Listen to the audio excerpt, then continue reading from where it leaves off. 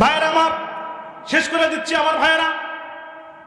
ওই বৃদ্ধ লোকটা লোকদেরকে বাসায় ডাক দিয়ে বললেন, ও আমার বাবারা, শোনো শোনো, এই মেয়ের সাথে একটা জিন থাকতো। কি থাকতো? আরো জোরে বলেন। জিন থাকতো, ছেলে জিন থাকতো। এই জিন থাকতো মানে কোন যুবকের সঙ্গে যখন বিয়ে হয়ে যেত, ওই জিন তার পেটের ভিতরে ঢুকে যেত। চিৎকার মেরে বলা যায় না মারহাবা। বেশি কথা লম্বা নয়, আমার আগে যিনি আলোচনা করে গেলেন অত্যন্ত জ্ঞানগর্ভ, আপনাদের সামনে আলোচনা করলেন। ভাই বলেছেন এক এক ফুলের এক এক গন্ধ। কথা বলেন ঠিক কিনা? আমার ভাইয়েরা, এক এক ফুলের এক এক গন্ধ। এই সব গন্ধ মিলে যদি আপনারা আজকে বাড়িতে কিছু নিয়ে যেতে পারেন, তাহলে আপনি লাভবান। আর যদি কিছুই না নিয়ে যেতে পারেন, তাহলে আপনি আগেও যা ছিলেন এখনো তাই। কথা বলেন ঠিক কিনা? ভাইরা আমার, স্বল্প কিছু কথা আপনাদের সামনে উপস্থাপন করব। হযরত লোকমান আলাইহিস সালামের নাম কি শুনেছেন আপনারা? শুনেছেন কি? আপনার পাশের বাড়ির লোকমান ভাই, দেখলি বাজারে চা বিক্রেতা। ভাইরা আমার, হযরত লোকমান আলাইহিস সালাম এত ভালো লোক, আল্লাহর প্রিয় একজন মাহবুব বান্দা। তিনি কোন নবী নন, রাসূল নন, কিন্তু রব্বুল আলামিন তার কার্যক্রম আল্লাহর কাছে এত পছন্দ হয়েছে। আল্লাহ সুবহানাহু ওয়া তাআলা ওই বান্দার কথাগুলো আল্লাহ তাআলা কোরআনে কারিমে কোট করেছেন। চিৎকার মেরে বলেন সুবহানাল্লাহ।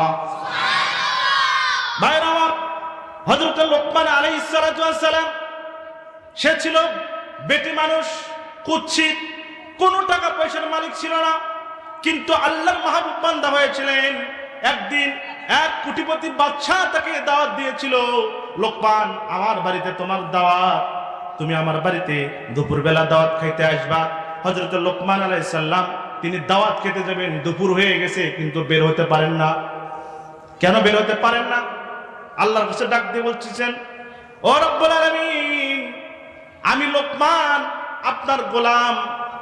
আজকে এই দেশের বিখ্যাত লোকের বাড়িতে কত মানুষ কত সুন্দর জামা কাপড় পরে আসবে, কিন্তু আমি লোকমান সেখানে যাব, আমার পরনে ভালো কোনো জামা নেই, পরনে কোনো জামা নেই, পায়ে কোনো স্যান্ডেল নেই। স্যান্ডেল ছাড়া কিভাবে ওই বিখ্যাত লোকের বাড়ি যাব? চিৎকার মেরে বলেন আল্লাহু আকবার। হয়নি, চিৎকার মেরে বলেন আল্লাহু আকবার। ভাইরা, আল্লাহর দরবারে যখন লোকমান আলাইহিস সালাম হাত তুললেন, এই কথা বলে লোকমান আলাইহিস সালাম যখন সামনের দিকে অগ্রসর হলেন, যেতে যেতে দেখে পাশে একটা লোক, তিনি বসে আছেন, কিন্তু তার পায়ে দুটা পা নাই। চিৎকার মেরে বলেন সুবহানাল্লাহ। ভাইরা আমার, হযরত লোকমান আলাইহিস সালাম ওই লোকের দিকে তাকাইলেন। তাকায় দেখার পরে ডাক দিয়ে বলেন, মাবুদ, ও আমার আল্লাহ, তোমার কাছে চেয়েছিলাম এক জোড়া স্যান্ডেল, আমি ভুল করেছি, বুঝতে পারিনি গো আল্লাহ। ও রব্বুল আলামিন, আমি তো তাকায় দেখলাম পাশে যে লোকটা বসে আছে তার তো পাও নাই, আমার তো পরন মানে পায়ে স্যান্ডেল নেই, তার তো পাই নেই। সুতরাং রব্বুল আলামিন, আমি যে অপবাদ, যে দুঃখ আমার মনের ভিতরে, ব্রেনটের ভিতরে নিয়ে তোমার দরবারে আমি আপত্তি জানিয়েছিলাম, আপনার কাছে ক্ষমা চাই। রব্বুল আলামিন, আমারে ক্ষমা করে দিও। আল্লাহ, আমার উপর নারাজ হইও না, মেহেরবানি করে আমি লোকমানকে তোমার দরবারে কবুল করে নিও। চিৎকার মেরে বলেন সুবহানাল্লাহ। ভাইরা আমার, হযরত লোকমান আলাইহিস সালামের সন্তান ছিল না? আর জোরে বলেন, ছিল না? সন্তান ছিল। আমাদেরও সন্তান আছে। সন্তানগুলো হঠাৎ করে বায়না ধরে, আমার আব্বা যান, অমুকের বাড়িতে যাব, 200 টাকা দেন, আছে না নাই? আর জোরে বলা লাগবে, আছে না নাই? আপনি যদি বলেন বাবা টাকা নাই, টাকা নাই, অমুকের ছেলের পরনে দেখো এইটা সেইটা, কত কি, তোমার কাছে 200 টাকা চাইলাম আর তুমি আমারে দিলে না, আছে না নাই? আর জোরে বলা লাগবে, আছে না নাই? হযরত লোকমান আলাইহিস সালামের সন্তান ছিল। একদিন হযরত লোকমান আলাইহিস সালামের সন্তানেরা ডাক দিয়ে বলতেছে, আমার আব্বা জান, আপনি তো দুনিয়া থেকে চলে যাবেন, কিন্তু আপনি যে দুনিয়া থেকে চলে যাবেন, আমার ভাইদের তো অনেক কিছু দিলেন, কিন্তু আমারে তো কিছু দিলে না। আমার সম্পদ নাই, আমার কিছু নাই, আমারে অন্তত মৃত্যুর আগে কিছু আমারে দিয়ে যাও। চিৎকার মেরে বলা যায় না সুবহানাল্লাহ। হযরত লোকমান আলাইহিস সালাম বললেন, বাবা রে, হ্যাঁ তোকে আমি কিছু দিতে পারি নাই, তবে একটা কথা তোরে আমি বলে যাই, অমুক দেশে আমার কিছু পাওনা টাকা আছে, ওই টাকা যদি তুই উদ্ধার করতে পারিস রে বাজান, তাহলে ওই সম্পদের মালিক তুই হয়ে যাবি। ওই টাকা ওই লোকের কাছে যত টাকা আছে সমস্ত টাকার মালিক তুই হয়ে যাবি। যত টাকার মালিক হয়ে যাবি, ওই টাকা হলে তোর বাকি জিন্দেগি চলে যাবে। চিৎকার মেরে বলে দেয় না সুবহানাল্লাহ। ভাইরা আমার, আল্লাহ তাআলা কোরআনে কারীমের ভিতরে বলছেন, আল্লাহ বলেন, ওয়ালাকাদ আতাইনা লুকমানাল হিকমাতা নিশকুর লিল্লাহ ওয়া মান ইয়াশকুরু ফাইন্নামা ইয়াশকুরু লিনাফসিহি ওয়া মান কাফারা ফাইন্নাল্লাহ গনিয়্যুন হামিদ। হয়নি, চিৎকার মেরে বলেন আল্লাহু আকবার। জবান দিয়েছে কে? আরো বলেন। আমার ভাইরা, এই জবান যদি আল্লাহর জন্য যদি আপনি না খোলেন, আর বাতিলের যদি আল্লাহু আকবার তাকবীর না শোনেন, তাহলে বাতিলেরা আমাদের মাথার উপর চাপিয়ে বসবে। কথা বলেন ঠিক কিনা? সুতরাং সে তাকবীরের জন্য, বীর সিপাহী সালাতের তাকবীরের জন্য বাতিলেরা থরথর করে কেঁপেছে। বাংলাদেশ থেকে যখন সেই ছিলেন শাহজালাল এসেছে, যখন এই ভয়ঙ্কর শত্রু কাফের মুশরিক পালিয়ে গেছে, সুতরাং এখনো যদি তাকবীর আপনাদের ভিতরে না থাকে, আল্লাহু আকবার তাকবীর যদি এখনো ভেতরে রেখে দেন, আবার সেই স্বৈরাচার আসতেছে, মাথার উপরে চাপিয়ে বসবে। কথা বলেন ঠিক কিনা? তাকবীর আসতে না জোরে, জোরে না আসতে? লিল্লাহ তাকবীর। আমার ভাইরা, আল্লাহ তাআলা বললেন, আমি অবশ্যই লোকমানকে জ্ঞান দান করেছিলাম এবং বলেছিলাম আল্লাহর প্রতি কৃতজ্ঞতা প্রকাশ করো। যে কৃতজ্ঞতা প্রকাশ করে সে তো তা করে নিজের জন্য, এবং কেহ অকৃতজ্ঞ হলে আল্লাহ তো অভাব মুক্ত এবং অতি প্রশংসিত। চিৎকার মেরে বলেন সুবহানাল্লাহ। আল্লাহর আপনি যদি প্রশংসা করেন তাহলে তো আপনারই লাভ, আল্লাহ যদি প্রশংসা না করেন তাহলে আপনারই লস। কথা বলেন ঠিক কিনা? আল্লাহ কোনো সমস্যা আছে? আল্লাহ কি আপনার কাছ থেকে কিছু জ্ঞান নিয়ে জান্নাতে যাবে? সে অভাব কি আল্লাহর আছে? ভাইয়ের আমার, হযরত লোকমান আলাইহিস সালাম তিনি বললেন, ও আমার সন্তান, আল্লাহ তাআলা বললেন আমি লোকমান আলাইহিস সালামকে এত জ্ঞান দিয়েছিলাম, এত জ্ঞান তাকে দান করেছিলাম, এবং সে জ্ঞানের প্রশংসা তিনি সব সময় করেছে। আমার ভাইয়েরা, আমার বন্ধুগণ, লোকমান আলাইহিস সালাম তার সন্তানকে ডাক দিয়ে বলছে, বাবারে, ওই দেশে যদি তুমি যাও, সম্পদ যা টাকা পয়সা আছে সব তোমার হবে, তবে ওই টাকা এত সহজে তুমি উদ্ধার করতে পারবে না। চিৎকার মেরে বলেন মারহাবা। ভাইরা, সন্তান এবার বলল যে খুব ভয়ঙ্কর জায়গা মনে হয়। বলে হ্যাঁ, ওই জায়গায় আজ পর্যন্ত পাওনাদার যারা গিয়েছে কেউ ওই জায়গা থেকে ফিরতে পারে নাই। একটু জোরে বলেন না নাউজুবিল্লাহ। ভাইরা আমার, শুধু তাই নয়, ওই জায়গায় পৌঁছতে আরো ঘটনা ঘটবে। বলল কি ঘটবে? লোকমান আলাইহিস সালাম তার সন্তানদেরকে বলল, ওই জায়গায় পৌঁছার আগে তুমি যখন হেঁটে হেঁটে চলে যাবে, প্রচন্ড মরুভূমির ভিতর দিয়ে যখন যাবে, তখন তোমার পিপাসা লাগবে।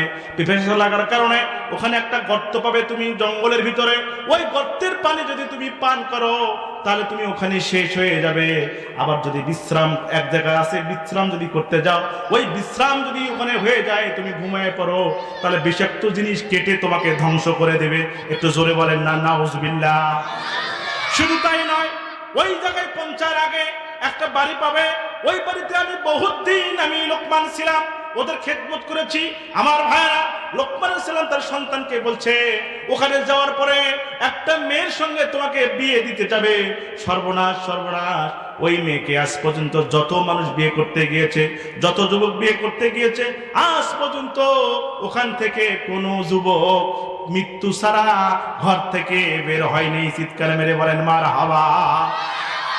তাহলে টাকা যে উদ্ধার করতে যাবে, এটা কি সোজা না কঠিন? জোরে বলে। আপনাদের খারাপ লাগতেছে না? বেশি খারাপ লাগতেছে? আমার ভাইয়ারা, লোকমান আলাইহিস সালাম বললেন, তাহলে এখান থেকে বাঁচার বুদ্ধি কি? সমস্যার কথা তো বললেন, বাঁচার উপায় কি? আমার ভাইয়ারা, হযরত লোকমান আলাইহিস সালাম বলল, বাবারে, বাঁচার উপায় আছে। তুমি একটা কাজ করবে। এক নম্বর হলো, প্রথম যখন পানির পিপাসা আসবে, ওই পানির পিপাসা যখন ধরবে, ওই জঙ্গলের ভিতর থেকে তুমি কখনো পানি পান করবে না। চিৎকার মেরে বলে জানে মারহাবা। ওই গর্তের পরে একটা ঝর্ণা পাবে, সেখান থেকে পানি খেতে পারবে, সমস্যা হবে না। দ্বিতীয় নম্বর হলো ক্লান্ত হয়ে গেলে ছায়া, যখন তোমার ক্লান্ত হয়ে যাবে ছায়ার নিচে যখন তুমি বসবে, ওই একা একা কখনো ছায়ার নিচে বসতে পারবে না। একটু সামনে যে দেখবে গাছের নিচে একজন বৃদ্ধ লোক পাবে, ওই বৃদ্ধ লোকের কাছে যায় তুমি ক্লান্ত অবস্থায় ঘুম পাড়াবে। চিৎকার মেরে বলে জানে সুবহানাল্লাহ। 3 নম্বর হলো সুন্দরী মেয়ে যখন বিয়ে করতে যাবে, বাবারে ওই এলাকার মেয়ে তোমাকে বিয়ে করাই লাগবে, সব মিলে কিন্তু তোমাকে ধরবে, কিন্তু ওই বৃদ্ধ লোকটা যার কাছে তুমি ক্লান্ত অবস্থায় ঘুমিয়ে পড়বে, ওই লোকটা ছাড়া কখনো ওই এলাকায় প্রবেশ করবে না। আর জোরে বলেন সুবহানাল্লাহ। ভাইরা, 4 নম্বর হলো পাওনাদারের কাছে যখন তুমি যাবে, এই 3টা ঘাট পার হয়ে যাওয়ার পরে পাওনাদারের কাছে যখন দিয়ে তুমি পৌঁছবে, ও আমার সন্তান, তবে একটা কাজ করবে, ওই যে বৃদ্ধ লোকটা আছে, ওই বৃদ্ধ লোকটা ছাড়া তুমি যেন ওই পাওনাদার লোকের কাছে তুমি যখন পৌঁছায় যেও না। চিৎকার মেরে বলা যায় না আমার হাওয়া। 4টে বুদ্ধি সন্তানকে উনি শিখাই দিলেন। ভাইরা আমার, সন্তানকে বললো বাবারে, কঠিন মুসিবত যখন তোমার কাছে পড়বে, এই মুসিবত গুলো যদি তুমি পার হতে পারো, তাহলে কি করতে হবে সেই কথাটা বিশ্ব নবীর মাধ্যমে আল্লাহ সুবহানাহু ওয়া তাআলা আমাদের কাছে জানার ব্যবস্থা করে দিয়েছেন। চিৎকার মেরে বলেন সুবহানাল্লাহ।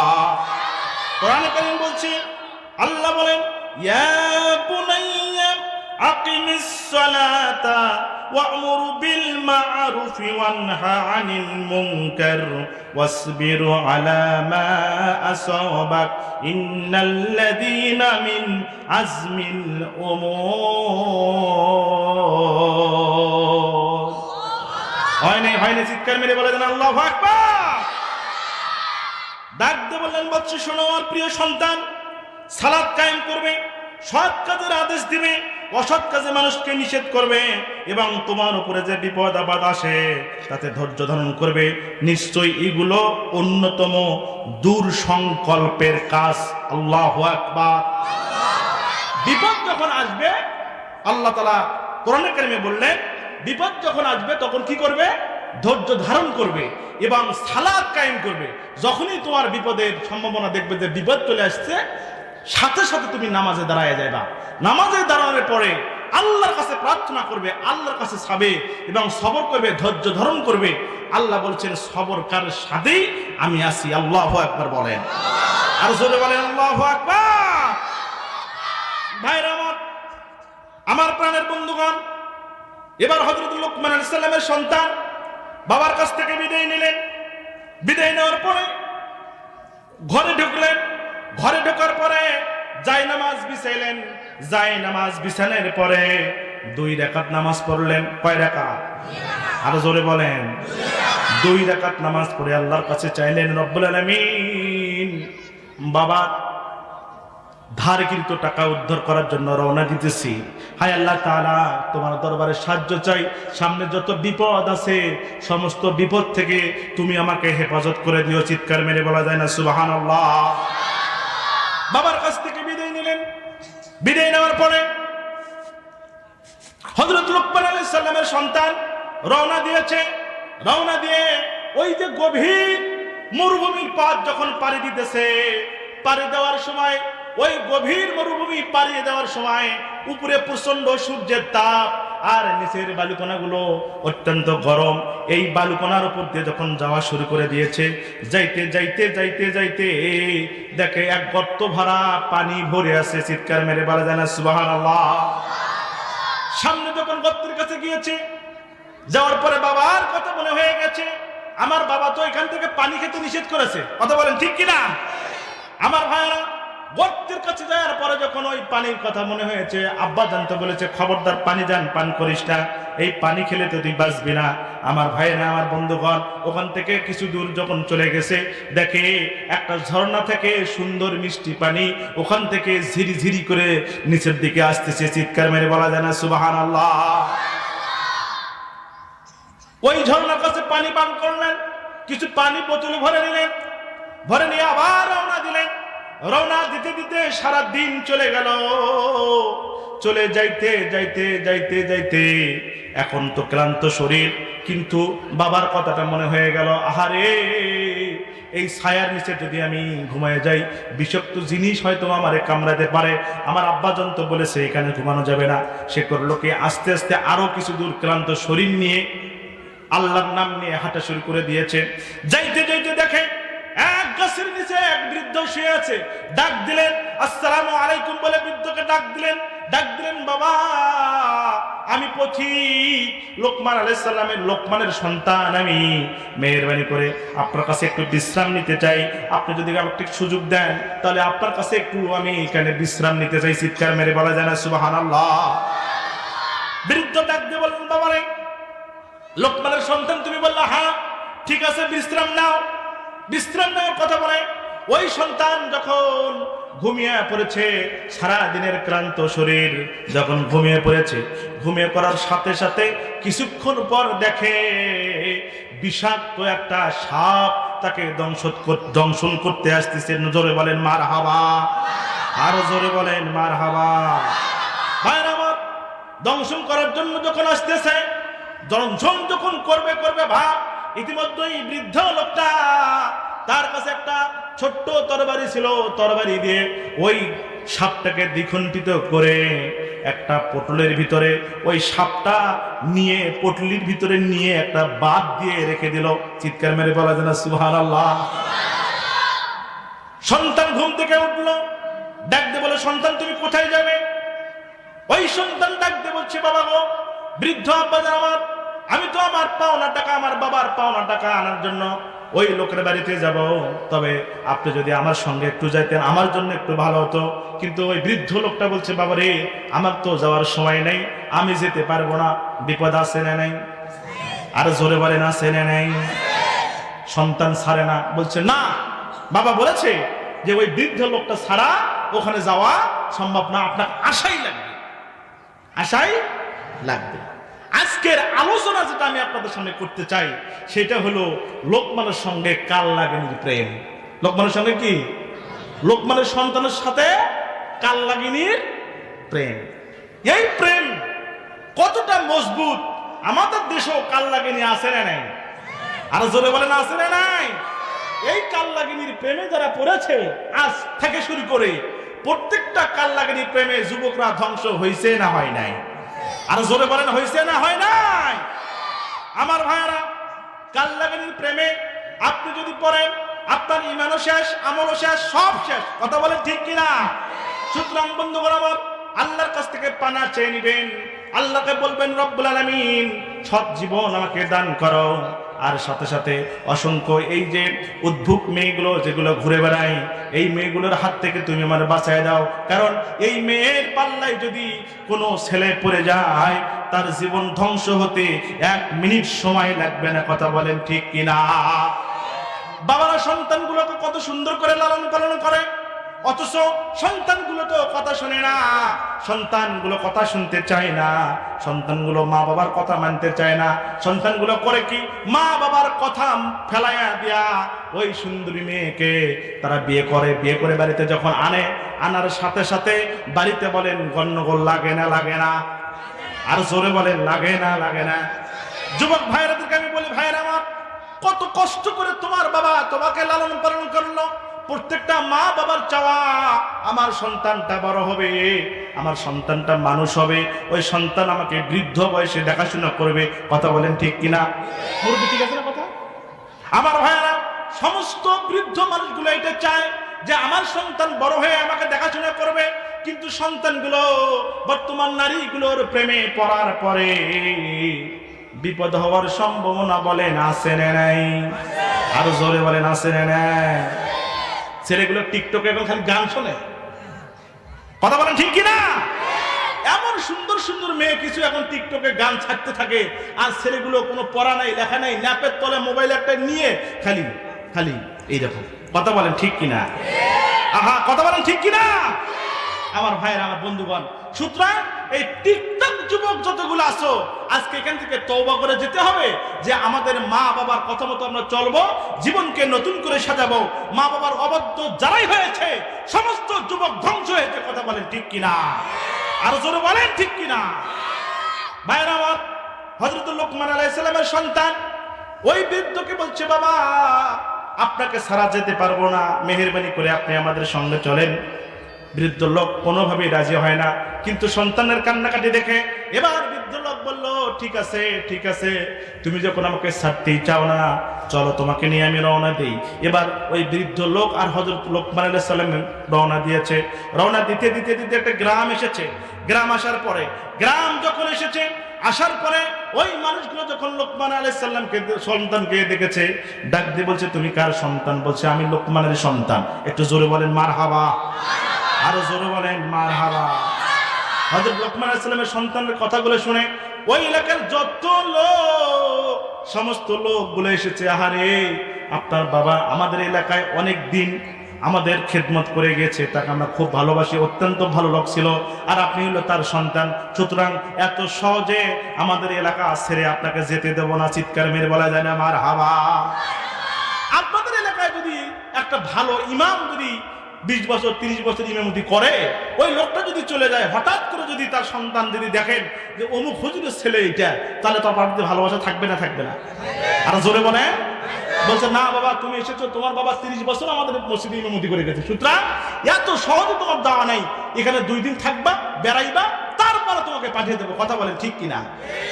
আমার ভাইয়েরা, হযরত লোকমান আলাইহিস সালামের সন্তান তাদেরকে পরিচয় দিলেন, আমার বাবা লোকমান, তার সন্তান আমি। ওই এলাকার লোকগুলো বলল, বাবা রে, তোমার বাবা তো খুব ভালো লোক ছিল, খুব ভালো মানুষ ছিল, সুতরাং তোমাকে এত সহজে এখান থেকে যেতে দেওয়া যাবে না। আমার বন্ধুগণ, আমার ভাইয়েরা, হযরত লোকমান আলাইহিস সালামের সন্তান ওখানে থাকলেন কয়েকদিন। থাকার পরে হঠাৎ করে এলাকায় ঘোষণা হয়ে গেল, অমুকের মেয়ের বিয়ে, ওই সুন্দরী মেয়েটার বিয়ে। কোন যুবক যদি থাকো, রেডি হয়ে যাও। দেখে এলাকায় কোন যুবক ওই মেয়েটাকে বিয়ে করতে রাজি হয় না। চিৎকার মেরে বলা যায় না মারহাবা। আচ্ছা বলেন, মেয়ে বিয়ে করতে যায় যদি কোনো যুবক মারা যায়, এটা যদি আমাদের এলাকায় প্রচার হয় যে ওকে বিয়ে করতে গেলেই সে মরে যায়, বাসর ঘর থেকে তাকে লাশ বের করে আনতে হয়, তাহলে কোনো যুবক কোনোদিন কোনো মেয়ে বিয়ে করবে? আর কথা বলেন, বিয়ে করবে? কোনো দিন তো কোনো যুবক বিয়ে করবে না। এখন লোকমান আলাইহিস সালামের সন্তান তিনি বলছে, এত বড় সুন্দরী মেয়ে, একে যদি বিয়ে না করি তাহলে তো জীবনটাই বৃথা হয়ে গেল। চিৎকার মেরে বলা যেন মারহাবা, আরো জোরে বলেন মারহাবা। সুন্দরী মেয়েকে পছন্দ করে না এমন কোন যুবক কি আছে? কথা বলেন আছে? আরে বুড়োগুলো তো সুন্দরী মেয়ে পছন্দ করে। কথা বলেন ঠিক কিনা? হাসরের ময়দানে প্রত্যেকটা বুড়ো আল্লাহ যুবক বানিয়ে দিবে। কথা বলেন ঠিক কিনা? ভাইরা আমার, যদি আপনি আমল ঠিক রাখতে পারেন, আপনার চরিত্র যদি ঠিক রাখতে পারেন, এই বাংলাদেশি মেয়েদের, সুন্দরী মেয়েদের পিছে পিছে যদি ঘুরে ঘুরে আপনার জীবন শেষ না করতে পারেন, হাসরের ময়দানে আল্লাহ রাব্বুল আলামিন আপনাকে চিরকুমারী মেয়ের ব্যবস্থা করে দেবে। চিৎকার মেরে বলা জানা সুবহানাল্লাহ। আল্লাহ বলছেন যে কাওয়াইবা আতরাকা, কাওয়াইবা আতরাবা, কোন যুবক যখন কিয়ামতের ময়দানে যে জান্নাতি হবে, আল্লাহ সুবহানাহু ওয়া তাআলা ওই যুবকদেরকে সুন্দরী সুন্দরী হুরপরি তার ব্যবস্থা করে দেবে। চিৎকার মেরে বলা যায় সুবহানাল্লাহ। তবে এই দেশের মেয়েদের পিছনে যদি ঘোরেন, তাহলে কি মেয়ে পাওয়ার সম্ভাবনা আছে? কত বলেন আছে? আমার ভাইরা, আপনাদের মনে কষ্ট হচ্ছে, বেশি কষ্ট হইতেছে আপনাদের? হায় হায় ভাইরা আমার, কথা শেষ করা লাগবে সংক্ষেপে।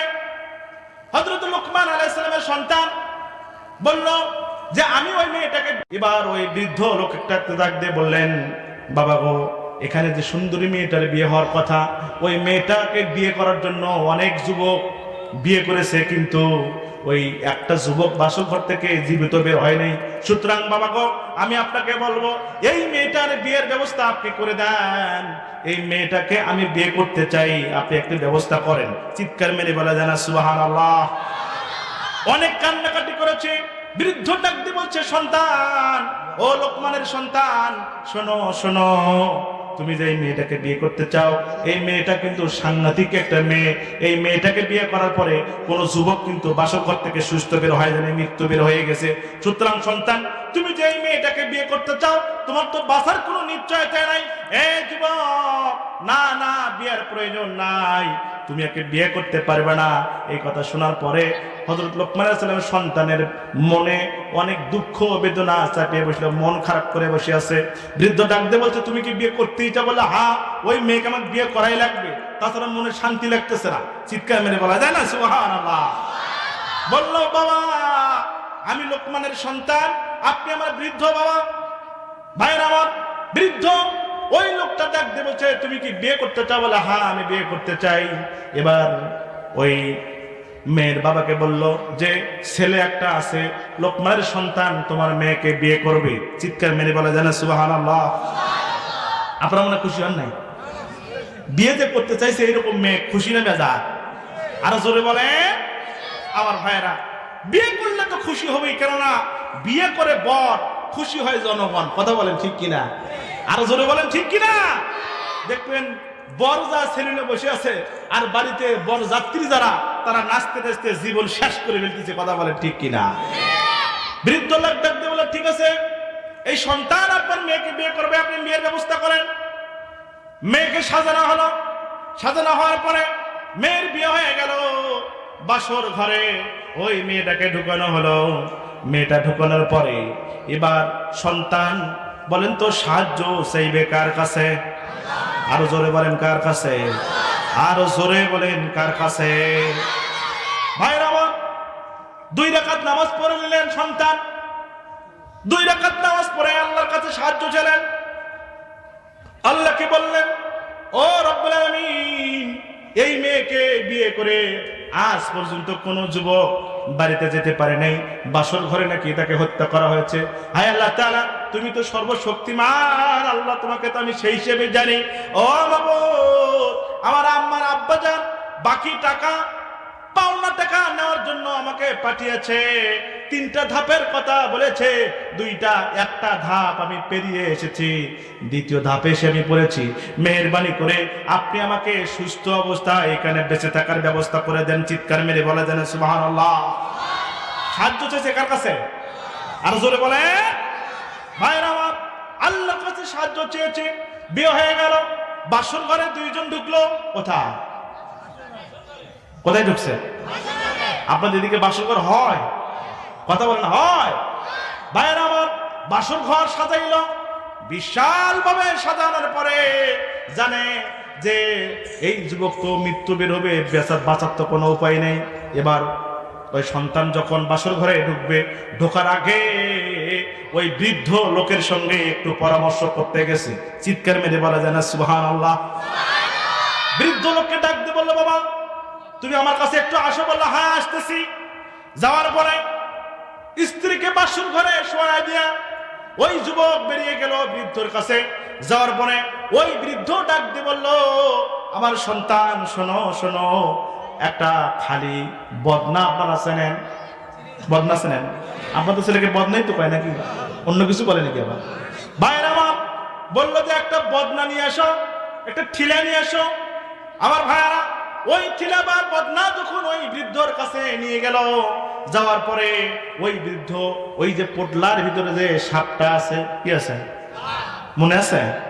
ওই যে গাছের নিচে যখন ঘুমিয়ে গিয়েছিল, আর ওই সাপটা যখন দংশন করতে এসেছিল, ওই সাপটাকে কোপ দিয়ে দ্বিখণ্ডিত করে পোটলার ভিতরে রেখেছিল। মনে আছে আপনাদের? মনে আছে তো ভাইরা আমার? ওই বৃদ্ধ লোকটা ওই সাপ দুটা, ওই সাপের 2 খণ্ডটা করলো কি, একটা খণ্ড ওই মাথাওয়ালা খণ্ডটা ওই বদনার ভিতরে দিয়ে একটু ঢেকে দিয়ে ডাক দিয়ে বললেন, ও আমার কলিজার টুকরা সন্তান, লোকমানের সন্তান, শোনো শোনো, তুমি যখন বাসর ঘরে ঢুকবা, বাসর ঘরে যাওয়ার পরে এই জিনিসটা যখন ওখানে নিয়ে যাইবা, যাওয়ার পরে কি একটা কাজ করবা, তুমি তোমার স্ত্রীকে বলবা এখানে যেন প্রসাব করে দেয়। একটু চিৎকার মেরে বলা যায় না মারহাবা? কি করে দেয়? বললো এই ঘুটির ভিতরে, এই বদনার ভিতরে তোমার স্ত্রী যেন প্রসাব করে। ভাইরা আমার, লোকমান আলাইহিস সালাম সন্তান বললো, এটা কথা হলো?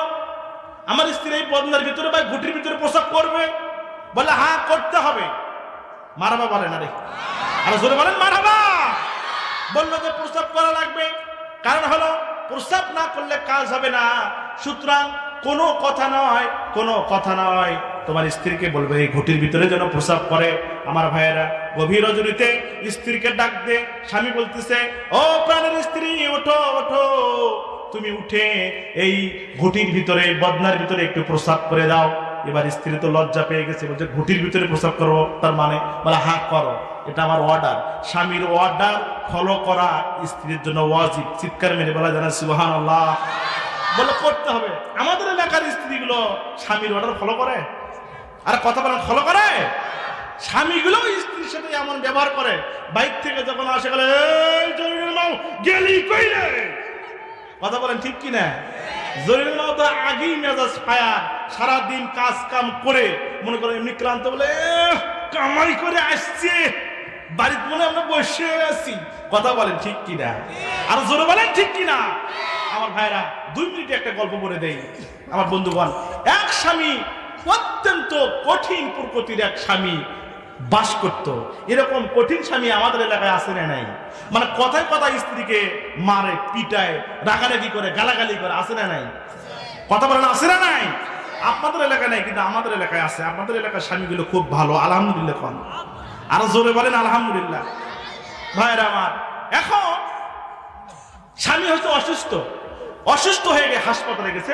হাসপাতালে যা প্রস্রাব পরীক্ষা করতে দিছে। কি পরীক্ষা? কথা বলে না, কি পরীক্ষা? প্রস্রাব পরীক্ষা করতে দিছে। বলছে আপনি সকালবেলা যে প্রস্রাবটা হয় ওইটা আপনি আমার কাছে নিয়ে আসবেন। বিকেল 5টার সময় আমি চেম্বারে বসি। ওই সকালবেলা প্রস্রাবটা নিয়ে বিকেলবেলা আপনি আমার চেম্বারে আসবেন। কি করছে?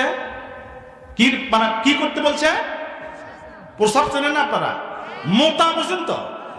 মোতা তো বোঝেন নাকি? বলে মুতে, শিশির করে মুতে ওই পানিটুকু 5টার সময় আমার চেম্বারে নিয়ে আসবি। এবার মনে হয় বুঝতে কষ্ট হয়নি। কথা বলেন ঠিক আছে তো? আমার ভাইয়েরা, এবার ওই লোকটা করছে কি, শিশির মধ্যে প্রস্রাব করছে।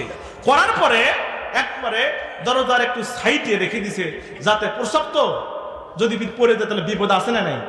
বলছে যে সাইডে রেখে দিছে, তো বলছে যাতে আমি 5টার সময় নিয়ে যাব। এখন কাজ কামে সেটা ব্যস্ত হয়ে গেছে। বাড়িতে কিছু দুষ্ট ছেলে থাকে না? আর কথা বলে না কেন আপনারা? দুষ্ট ছেলে থাকে না? ওই যুবক করছে কি, দুষ্ট ছেলেটা করছে কি, ওই মানে এই দুষ্টমি করতে ওই শিশির যা পা লেগে প্রস্রাব পড়ে গেছে। কি পড়ে গেছে? সন্তান ডাকতে বলছে, আম্মু এই বোতলের মধ্যে কি ছিল, পড়ে গেছে। এবার মায়ের ভয় আছে না নাই? কেননা মাও তো জানে আর বাপ যে এ তো আজকে শেষ করে ফেলবি রে। বলছে তুই কি করছিস? এটা কি শিশির মধ্যে কি যেন ছেলে পড়ে গেছে। বলছে ঠিক ভালো হয়েছে, এবার খুব ভালো কাজ করছে, আজকে শেষ। এখন স্বামীর হাত থেকে বাঁচার জন্য সে করছে কি, ওই শিশির মধ্যে নিজেই প্রস্রাব করে রেখে দিছে। কি করে রাখছে? নিজেই প্রস্রাব করে শিশির মধ্যে রাখছে। এবার বলেন তো প্রস্রাব পরীক্ষা করবে কে? কথা বলে না কে? আপনার আলোচনা বুঝতেছেন তো আপনারা? কে পরীক্ষা করবে? ডাক্তারে পরীক্ষা করবে। ডাক্তারের কাছে এবার প্রস্রাব নিয়ে 5টার সময় যুবক হাজির। এখন ডাক্তার প্রস্রাব এইরকম করে নিয়ে প্রস্রাবের দিকে দেখে একবার, মানুষের দিকে দেখে একবার। কি রে? প্রস্রাবের দিকে দেখে একবার, মানুষের দিকে দেখে একবার। তে পুরুষ বলতেছে যে ভাই আপনি প্রস্রাব দেখেন একবার, আমার দিকে দেখেন একবার, আমার রোগটা বেশি জটিল না কেন? তো বলছে যে ভাই আমি তো জীবনে এরকম রোগ কোনোদিন দেখি নাই, আমি তো আশ্চর্য হয়ে গেছি। বলছে আচ্ছা ভাই হয়েছেটা কি সেটা তো বলেন, কি হয়েছে সেটা বলেন, খুলে বলেন। তো বলছে আপনার অসুখটা খুব মারাত্মক, এরকম অসুখ আমি জীবনে দেখি নাই। বলছে অসুখটার নাম হচ্ছে আপনার পেটে 7 মাসের বাচ্চা। কয় মাসের বাচ্চা? আরো জোরে বলেন, কয় মাসের বাচ্চা? বিপদ আছে না নাই? খুশি না বেজার? আর কথা বলেন, খুশি না বেজার? বলছে কি বলেন আপনি, আমার পেটে 7 মাসের বাচ্চা? বেজার হয়ে মনটা খারাপ করে বাড়িতে প্রবেশ করেছেন। এবার বলেন তো স্ত্রী খুশি না বেজার? আর কথা বলেন, খুশি না বেজার? স্ত্রী তো বলছে কি ব্যাপার স্বামী, এরকম করে তুমি আসতেছো কেন? ঝর্ণার আব্বু কি খবর? বলছে আমার এমন একটা রোগ হয়েছে রে, এটা বলা যাবে না। বলছে বলা যাবে না, রোগ আবার বলা যায় না, এটা কেমন কথা? বলো তো তোমার কি হয়েছে? ডাক্তার কিন্তু ভুলও করে। অন্যায়টা আসলে করছে কে? আহা, কথা বলে না, কে করছে? বলতেছে এই শোনে, ডাক্তার কিন্তু ভুলও করে, মাঝে মাঝে কিন্তু ভুলও রিপোর্ট দেয়, তুমি বলো তো কি হয়েছে? এখন স্ত্রী চাপাচাপি সহ্য না করতে পারে, এবার স্বামী বলতেছে আমার পেটে নাকি 7 মাসের বাচ্চা। এই যে বলছে আমার পেটে 7 মাসের বাচ্চা, এবার স্ত্রী হাহা করে হাসি দিছে। এবার বলেন আমার পেটে, আমার স্বামীর পেটে 7 মাসের বাচ্চা, আর স্ত্রী যদি হাসে, মেজাজ কি ঠান্ডা থাকবে না গরম হবে? আহা, কথা বলো না, গরম না ঠান্ডা? ডাক দিয়ে বলছে বিবিরে, আমার পেটে 7 মাসের বাচ্চা, আমি টেনশনে বাঁচি না, আর তুই হাহা করে হাসতেছিস, তোর হাসা দেখে কিন্তু আমার মাথা গরম হইতেছে। কথা বলেন ঠিক কিনা? বলছে তোমার এই মাথা গরম হওয়ার জন্য তোমার পেটে 7 মাসের বাচ্চা, মাথা ঠান্ডা থাকলে 7 মাসের বাচ্চা তোমার পেটে থাকতো না। কথা বলেন ঠিক কিনা? এবার স্ত্রী বলছে স্বামী তুমি মাথা ঠান্ডা রাখো, আসলে সমস্যা হচ্ছে আর এক জায়গায়। তো বললো কি? বলছে আমার তো ঘুম ধরে না। রাতের বেলা স্বামী বলছে ঘুম মানে তুমি ঘুমাও, তোমার টেনশনের দরকার নাই, কারণ এই যে আপনার পেটে যে বাচ্চাটা, এই বাচ্চাটা আসলে মূলত তোমার নয়। তুমি যে প্রসব করে রেখে দিয়েছিলে, ওই প্রসব আমার সন্তানের পা লেগে ফেলে দিয়েছিল। তোমার মাঠ থেকে বাঁচার জন্য ওই প্রসবটা আমি করে বোতলে রেখে দিয়েছিলাম। সেই বোতলের পরীক্ষা করার পরে 7 মাসের বাচ্চা দেখা গিয়েছে, ওই বাচ্চা আসলে তোমার পেটে নয়, ওই বাচ্চা আমার পেটে। চিৎকার করে বলা যায় মারহাবা, আর জোরে বলেন মারহাবা। আমার ভাইয়েরা, আমার বন্ধুগণ, লিল্লাহে তাকবীর, লিল্লাহে তাকবীর। এই দ্বিতীয় বক্তার আগমন, শুভেচ্ছা স্বাগতম। দ্বিতীয় বক্তার আগমন, আব্দুল সামাদ ভাইয়ের আগমন, মাহফিলের পক্ষ থেকে লাল গোলাপ সবুজ। ধন্যবাদ ভাইয়ের আমার, আমি আর 2-3 মিনিট আলোচনা চালাই, কথা বলেন ঠিক কিনা? চলবে আলোচনা, চলবে তো? 3-4 মিনিট শুনবেন আপনারা? বড় ভাই 3-4 মিনিট কি করবো আলোচনা? আমার ভাইয়েরা, হযরত লোকমান আলাইহিস সালামের সন্তান ডাক দিয়ে বলছে মুরব্বী, ঠিক আছে, ওই বন্দাটা যখন বাসরাত্রে নিয়ে গিয়েছে, স্ত্রীকে বলছে তুমি এর ভিতরে প্রস্রাব করে দাও। স্ত্রী তো স্বামীর কথা শোনা ওয়াজিব হয়ে গেছে। স্ত্রী করেছে কি, রাতের বেলা ওই বন্দার ভিতরে, ওই ঠিলের ভিতরে প্রস্রাব করে দিয়েছে। প্রস্রাব করে দেওয়ার সাথে সাথে মুখটাকে বন্ধ করে দিয়ে খাটের নিচে দিয়ে ওই স্বামী স্ত্রী ফুলের বিছানায় ঘুমিয়ে গেছে। চিৎকার মেরে বলা যায় সুবহানাল্লাহ। সকালবেলা মানুষ তো ভিড় জমায় ফেলছে, আহারে লোকমানের সন্তানকে দিয়ে সুন্দরী মেয়ের বিয়ে হয়েছে, যে সুন্দরী মেয়েকে বিয়ে করার পরে হাজারো যুবক তার জীবনকে শেষ করে দিয়েছে। সুতরাং আজকে তো অবস্থা খারাপ হয়ে যাবে।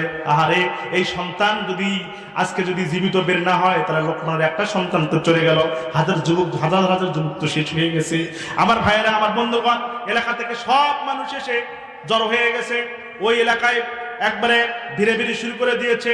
দেওয়ার পরে সকাল যখন ফজর আজান দিয়েছে, আজানের পরে 2 জন মিলে যখন আজান হয়ে গেছে, আজানের পরে 2 জন মিলে যখন নামাজ আদায় করে ঘর থেকে বেরিয়েছে, এবার বলেন মানুষ অবাক হওয়ার সম্ভাবনা আছে না নাই? আরো জোরে বলা লাগবে, আছে না নাই? সবাই তো অবাক, কিরে এই জীবিত বের হলো কিভাবে? ব্যাপারটা তো বুঝলাম না। সবাই এখন আকুতি জানাইতেছে, আরে লোকমানের সন্তান, হাজার হাজার লোক যখন এখানে বাসরাত্রে মারা যায়, আজকে তুমি এমন কি করেছো যে তোমাকে মৃত্যুর হাত থেকে কে বাঁচালো? এটা আমাদেরকে বলেন। আপনারা কি এটা শুনতে চান? আরো সব কথা বলেন না, শুনতে চান? আরো জোরে বলেন, শুনতে চান? আমার ভাইরা, এবার লোকমান আলাইহিস সালামের সন্তানকে সবাই মিলে ধরলো। ধরার পরে বলছে, ও লোকমানের সন্তান, তুমি কিভাবে বেঁচে গেলে আমাদেরকে বলো, আমাদেরকে এটা জানার দরকার আছে। আপনি আমাদেরকে বলেন কি মূলত হয়েছিল। আমার ভাইয়েরা, আমার বন্ধুগণ, একবার লোকমান আলাইহিস সালাম বলছে, আমিও তো নিজেও জানি না। আমার সাথে যে বৃদ্ধ লোকটা যারা থাকে, এর কাছ থেকে শোনা লাগবে। বৃদ্ধ লোকটাকে ডেকে নিয়ে এসে বললেন, আমার বৃদ্ধ বাবা, কি হয়েছিল মূলত? আপনি কি এমন ঘটনা ঘটাইলেন? হাজার হাজার সন্তান যেখান থেকে মৃত্যুবরণ হয়, সেই বাসর ঘর থেকে আমি জীবিত বের হলাম, এটা তো এলাকার লোক জানতে চায়। ও বাবা, মেহেরবানি করে আসলে মূল ঘটনাটা আপনি একটু খুলে বলেন। চিৎকার মেরে বলা যায় না সুবহানাল্লাহ? বৃদ্ধ লোক বললো, সবাই বসে পড়েন। সবাই বসে পড়লো। এবার বৃদ্ধ লোক ডাকতে বলেন, এই মেয়ের সাথে ছিল একটা জিন। কি আহা কথা বলো না কি জিন মনে হয় আপনারা চেনেন না, আপনাদের লাগে কোনদিন কাউকে জিন ধরে নাই, ধরছে? কি ধরেছে বলেন তো? জিন। ডাকতে বললেন এই আরে ভাই আমি তো বললাম যে আমি শেষ করতেছি, আমি তো বললামই। ভাইয়েরা আমার শেষ করে দিচ্ছি আমার ভাইয়েরা। ওই বৃদ্ধ লোকটা লোকদেরকে বাসায় ডাকতে বললেন, ও আমার বাবারা শোনো শোনো, এই মেয়ের সাথে একটা জিন থাকতো। কি থাকতো? আরো জোরে বলেন। জিন থাকতো, ছেলে জিন থাকতো। এই জিন থাকতো মানে কোন যুবকের সঙ্গে যখন বিয়ে হয়ে যেত ওই জিন তার পেটের ভিতরে ঢুকে যেত। চিৎকার মেরে বলা যায় না মারহাবা? আরো জোরে বলেন মারহাবা। আমার ভাইয়েরা ওই জিন তখন সাপের আকৃতি ধারণ করত, সাপের আকৃতি ধারণ করে ওই যুবকগুলোকে দংশন করত, দংশন করে করে যুবকগুলোকে শেষ করে দিত। আমার ভাইয়েরা আমার বন্ধুগণ, এই সন্তানকেও ওই দংশন করত, কিন্তু ওই যে দংশন করত ওই যে গাছের নিচে বসার পরে সাপের একটা খণ্ড আমি ওই থলের ভিতরে রেখেছিলাম, সেই থলে থেকে সাপের খণ্ডটা আমি ওই বন্দার ভিতরে রেখেছিলাম। ওই বন্দার ভিতরে রাখার পরে ওই বন্দাতে যখন প্রস্রাব করতে বসেছে ওই মেয়েটা, তখন ওই পেটের ভিতরে সাপটা মনে করেছে আর একটা সাপ মনে হয় আমার ডাকার জন্য বন্দার ভিতরে আসছে। চিৎকার মেরে বলা যায় সুবহানাল্লাহ। বলছে আমার মনে হয় সাপ মনে করছে যে ও মনে হয় আমার ডাকার জন্য আমার কাছে চলে আসছে, সেই জন্য ওর পেটের ভিতর থাকে নাই। প্রস্রাবের সাথে সাথে বন্ধু সাপের কাছে চলে গেছে। বন্ধু সাপের কাছে যখন চলে গেছে, যাওয়ার সাথে সাথে ওই লোকমানের সন্তান তো বয়ামের মুখটা আটকে গেছে, বন্দার মুখটা আটকে গিয়েছে, ওই জিন আর বের হতে পারে নাই। সেই জন্য ওই জিনের হাত থেকে আল্লাহ সুবহানাহু ওয়া তাআলা লোকমানের সন্তানকে বাঁচায় দিয়া তোমাদের স্বামী স্ত্রী থাকার ব্যবস্থা করে দিয়েছে। চিৎকার মেরে বলেন সুবহানাল্লাহ। আর জোরে বলেন সুবহানাল্লাহ। ঘটনা পার হচ্ছে কয়টা স্টেপ, কয়টা গেছে? দুটা। এখন কিন্তু পাওনা টাকা এখন আনতে যেতে পারে নাই, আমারও সময় নাই।